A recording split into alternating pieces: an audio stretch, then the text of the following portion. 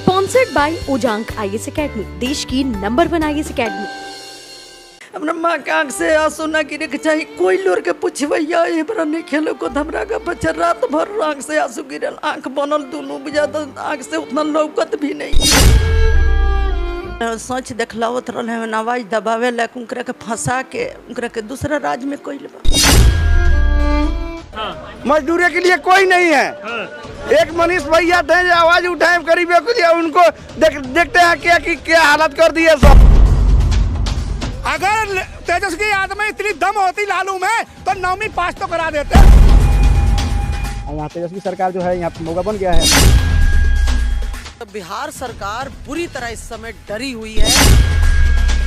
मनीष कश्यप अगर अपराधी है, गद्दार है, जो कुछ भी आप कहिए अगर है तो ये सब भी दूध के धुले हुए नहीं, ये सब भी गद्दार है। गरीब के हक खाती लड़े ले लड़ैया, 24 में सीएम बनी है मनीष भैया।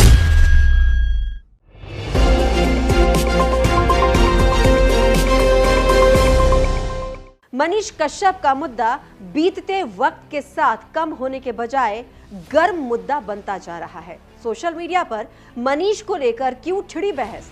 मनीष की मां ने क्यों कहा अब कोई मां न दे भगत सिंह को जन्म? मनीष के भाई ने ऐसा क्या कहा मनीष के लिए जिसे सुनकर आप हो जाएंगे हैरान। मनीष की मां का फिर से छलका दर्द, बताएंगे आपको सब कुछ विस्तार से। कपिल सिब्बल को मनीष के समर्थकों ने क्यों सुनाई खरी खोटी, ये भी बताएंगे। मनीष के फैंस की नाराजगी और बढ़ी, महिला फैंस ने मनीष के लिए फिर गाया गाना। ले चलूंगी आपको मनीष के मास्टर जी के पास, बताऊंगी आपको पूरी कहानी। लेकिन करिए थोड़ा इंतजार, क्योंकि एक समर्थक ने बकायदा वीडियो जारी कर मनीष के लिए क्या कुछ कहा, यह भी आपको बताऊंगी विस्तार से। नमस्कार, आप देख रहे हैं इंडी टाइम्स और मैं हूं आपके साथ अमृता चौहान। इस शो को शुरू करने से पहले आप सबसे एक गुजारिश है, अगर आप चैनल को पहली बार देख रहे हैं तो कृपया इसे लाइक और सब्सक्राइब जरूर करें। साथ ही बेल आइकन का बटन जरूर दबाएं ताकि आप सभी को नए वीडियोस और नए प्रोग्राम के नोटिफिकेशंस मिल जाएं।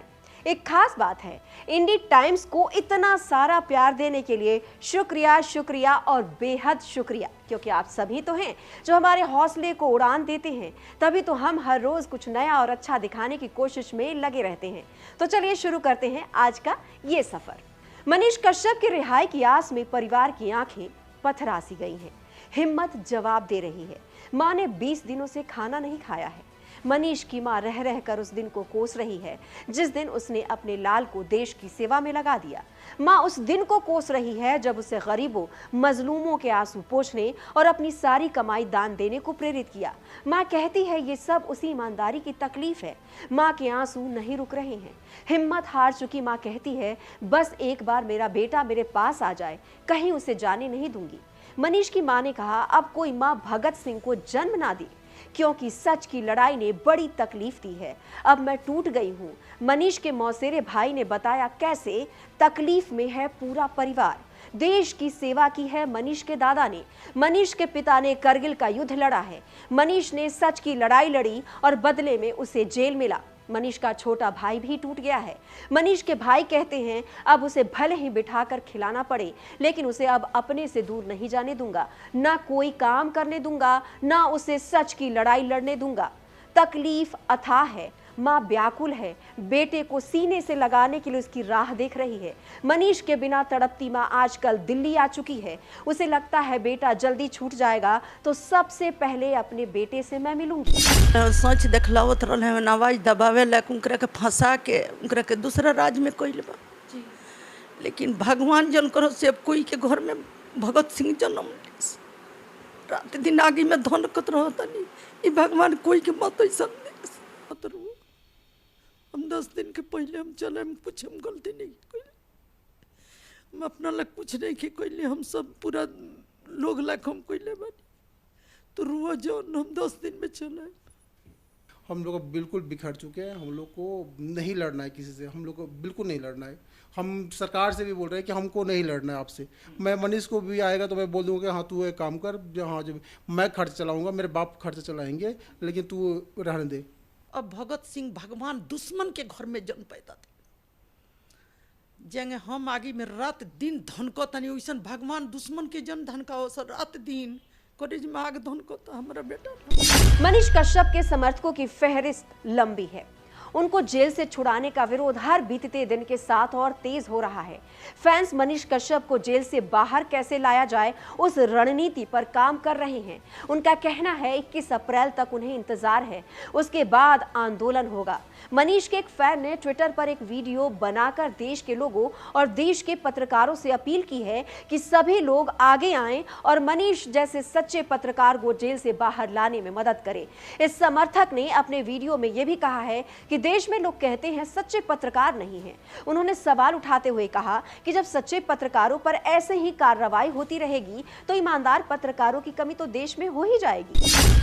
उप मुख्यमंत्री और उसके बॉस जो प्रधानमंत्री के बनने के प्रेम में पागल हो गया है, दिमाग खराब हो गया है उसका। वो 2 कौड़ी का मुख्यमंत्री और वो उप मुख्यमंत्री ने उसे फर्जी केस बना करके जेल में डाल दिया है। भारत के पत्रकारों, अगर तुम्हारे अंदर ईमानदारी, अंतरात्मा मरी नहीं है, तुम्हारी ईमानदारी थोड़ा सा भी बची है, तो मनीष कश्यप का साथ दो और देश के वकीलों को भी, जजों को भी उसका साथ देना चाहिए।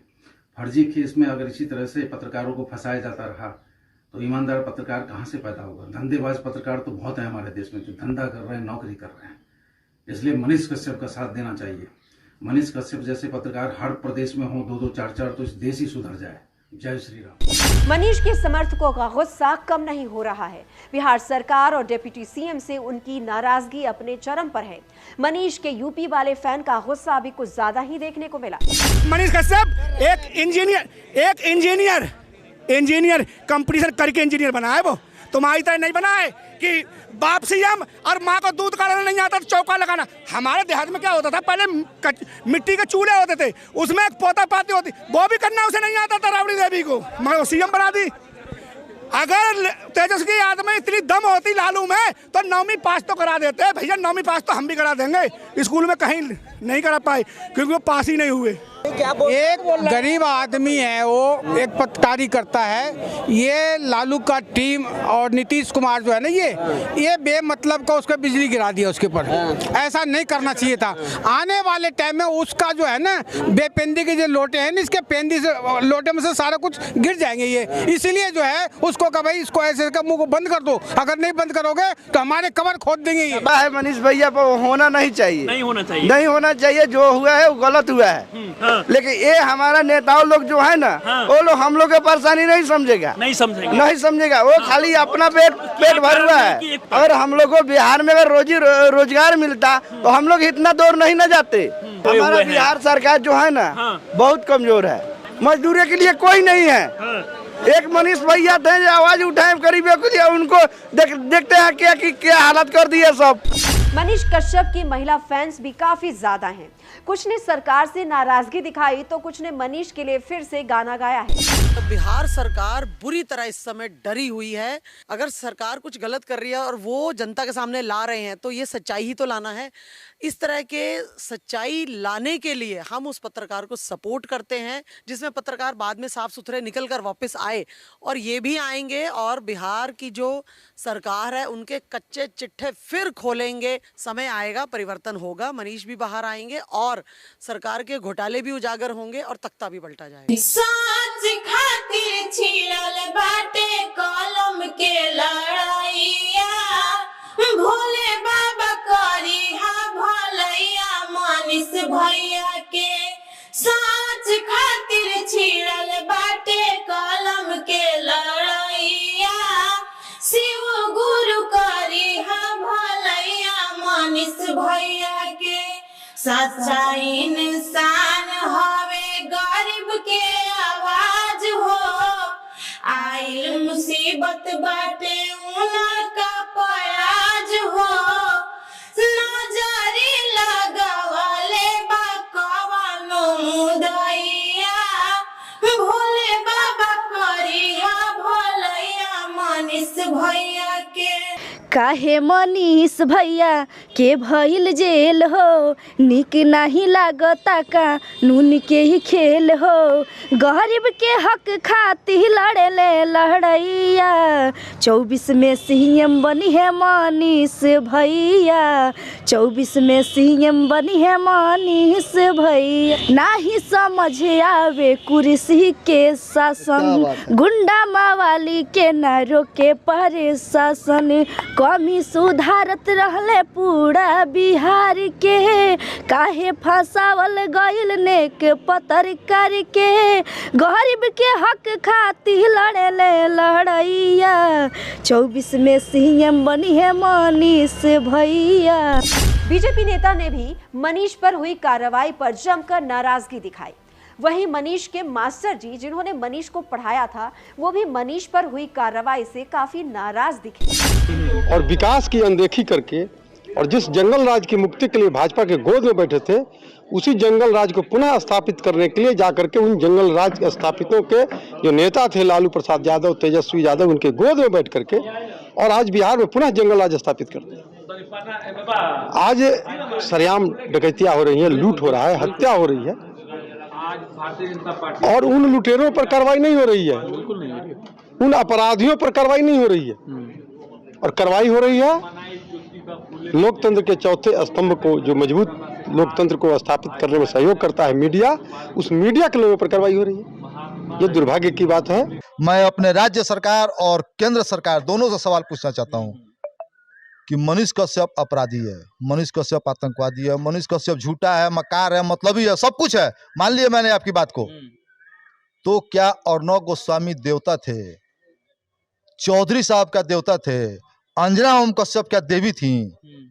जो इन लोगों ने जो कहानी बनाई, सुशांत सिंह राजपूत का केस तो आपको याद होगा। जी बिल्कुल। सुशांत सिंह राजपूत का क्या हुआ क्या नहीं हुआ, यह सारा कुछ ही दिनों के बाद टीवी चैनलों ने सब कुछ दर्शा दिया। सच्चाई क्या थी वो सब कुछ दर्शा दिया, मैं उस पर नहीं जाने जा रहा हूँ।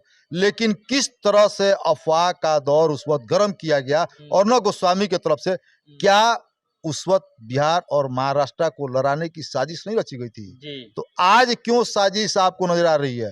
क्योंकि वह दिल्ली से बैठ करके अपना न्यूज चलाते थे, यानी केंद्र सरकार का सह प्राप्त था उनको, और इसको किसी का सह प्राप्त नहीं है। इसलिए इसके ऊपर ऐसे मनीष कश्यप अगर अपराधी है, गद्दार है, जो कुछ भी आप कहिए, अगर है तो ये सब भी दूध के धुले हुए नहीं, ये सब भी गद्दार है। इनके ऊपर भी ऐसा लगा। कपिल सिब्बल आजकल सुर्खियों में इसलिए हैं क्योंकि उनकी बयानबाजी देश के लोगों के गले नहीं उतर रही है। मनीष कश्यप मामले में वो तमिलनाडु के पक्ष में केस लड़ रहे हैं। सुप्रीम कोर्ट में उन्होंने मनीष कश्यप को देश के लिए खतरा बता दिया था। इसी बात पर पूरे देश के लोगों और मनीष के फैंस ने उन्हें सोशल मीडिया पर जमकर लताड़ लगाई थी।